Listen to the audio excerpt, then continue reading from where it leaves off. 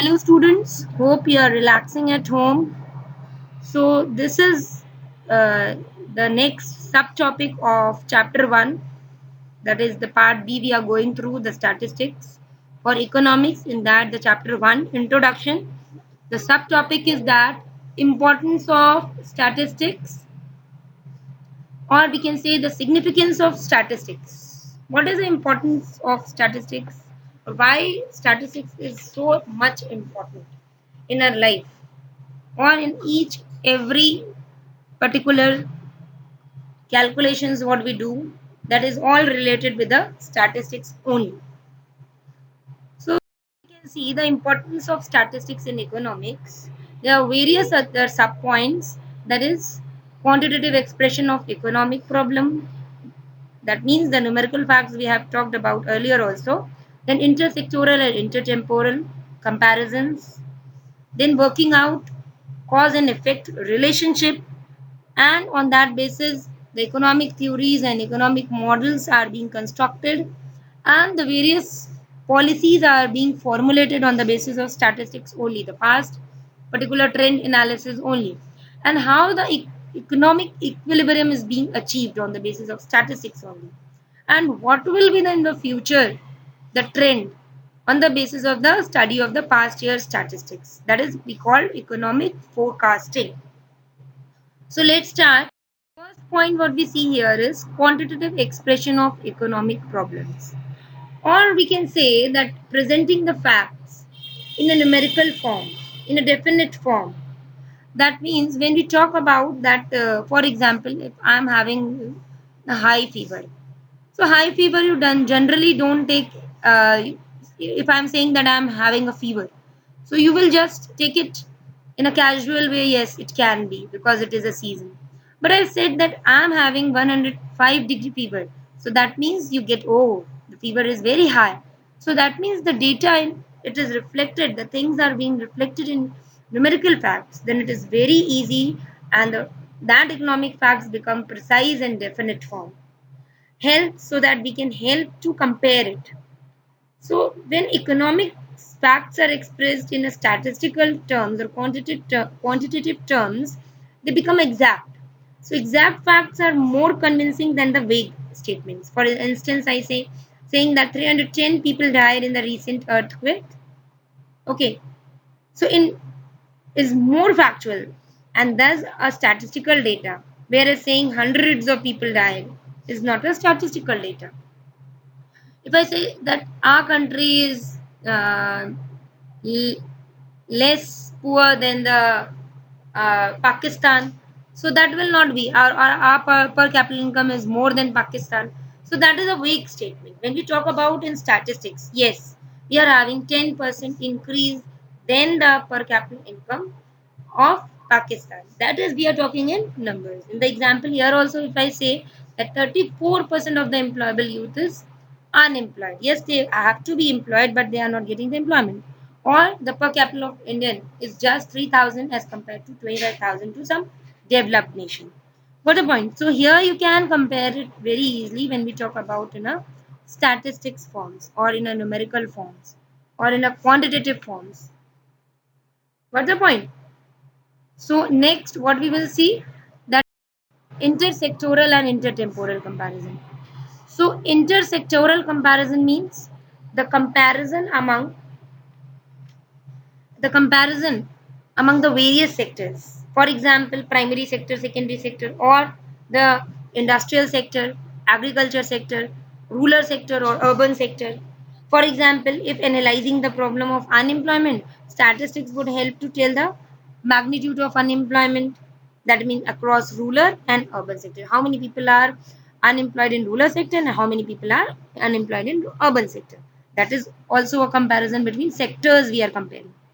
Or we can say that only 15% industries has been grown, or 15% people are employed in industrial sector and 70% people are employed in agriculture sector. So you come to the conclusion this, yes, the industrial sector is not growing and agriculture is having the overburden. So that is what the comparison, that is called intersectoral, that the word is clear, sector, when we compare the sectors. So that is called intersectoral comparison. And here intertemporal means intertemporal is related with the time, the period of time. So intertemporal is a comparison to issue of over a different period of time. For example, as I have taken the example of unemployment across rural and urban sectors of economy, if we add intertemporal comparison also, which means that understanding the change in the magnitude of the problem over time. Example, making a comparison of the rural and urban unemployment in different time periods. For last 10 years, we have taken the study of that particular unemployment in country, or last 100 years earthquake or famine which has came in India, that we can study. That is what over the time period we are studying, that the time, according to the time we are comparing. Yes, that's last year the GDP was this in 2005, and this year the GDP will be this. So on that basis only we do the further forecasting, or we make the policy. Next year we will talk about the working out the cause and effect relationship. So working out the cause and effect relationship, that means here when we talk about the impact of a particular whatever things you are taking. For example, economists try to find out the cause and effect relationship between different sets of data. Whether any relationship exists between two variables can be easily verified by applying the statistical methods. For example, to determine the relationship between consumption expenditure and average income. So data related to these variables will be collected and analyzed. So we can say that a particular establishment is being there, or we can say that what happens to the demand for the commodity when its price increases or decreases, or what would be the consumption expenditure increase when the average income increases, what happens when the general price level, when the government expenditure increases. Such questions can only be answered if any relationship exists, or when we see the cause and effect relationship between the various economic factors that have been stated above. Okay, so that has been stated here. Or we can see if the change in income on literacy or health, if we are increasing the number of schools in the country, that what will be the effect on the literacy rate of the country. So similarly, if the effect of foreign investment on employment, if the more and more MNCs are being established over here, what will be the effect on GDP of the country, and what will be the employment, whether employment will increase or not. Next, what we will see, that is construction of economic theories or economic models. How the construction of economic theories is being there. As statistical data helps an economist in the formulation of economic theories, like in some cases we can say that an economist assumes a relationship between the two variables and then collect the necessary data to test whether his assumption about the relationship is valid or not. For example, that we can take the example, very genuine example here, that as there are various seasons, we know that December there is a winter season. So a child who is new to the particular, who is new in the world, so as the time passes on, so he comes to that particular conclusion that yes, during the December there is a winter. So after the time passes and it is being studied on the basis of past theory, we can find out that yes, on that basis we can draw the conclusion, or we can draw one theory. For example, as the price increases, demand decreases. So this becomes the theory, as when the price increase, the demand will decrease. So if we study the above, what we have discussed till now over a period of time, and find the conclusion, are constantly repeating, if that particular things what we have discussed keeps on repeating, that becomes the theory, that if the income increases, the consumption expenditure also increases. Then this theory, for example, we can say here that the theory becomes a well established, that a fall in price is usually associated with the increase in demand, because it keeps on going over the period of time, that happens every time, so it becomes the theory further. Next, it is economic forecasting. So on the basis of past study, we can make for the future plans or the policies, or we can say the forecast, the particular uh, we can forecast for the future also. For example, an economic planner has to decide that in 2019, that on the basis of 2019, how much the economy should produce in 2020.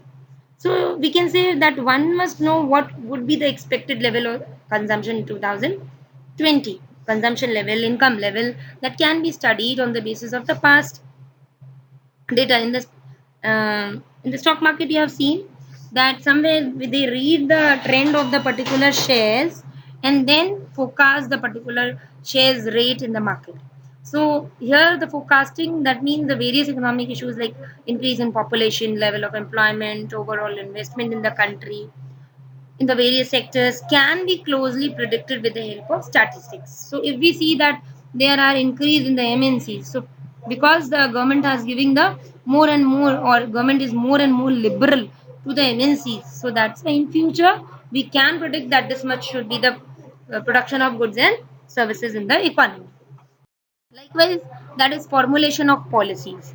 When we talk about the formulation of policies here, that is also related that the that we increasingly that statistics to analyze serious economic problems such as rising prices, growing population, and unemployment, poverty. If the particular data is being there in a statistical form, so it is easy for us to make the policies, that whether the condition is alarming or not, or we have to make the particular schemes or not, and we will find the measures so that can solve the problem. So further, it also helps to evaluate the particular policies, to make the policies for the economic problems. So whatever statistical techniques, whether the policy of a progressive taxation is effective or not, so these helps us in the formulation of the policies for the economic problems. Next, it is economic equilibrium. As we know, equilibrium means where the producer wants the maximum profit and consumer man wants the maximum satisfaction, and it can only be achieved by the through the statistics, that how where you can get into that, where the cost is minimum and where the profit is highest. Okay, so on that statistics only we can come to the conclusion that what is a point where the producer has to produce at which point and get the cost minimum to maximize the profit, and consumer also at what is a price where he will get the satisfaction, at which price he will get the satisfaction.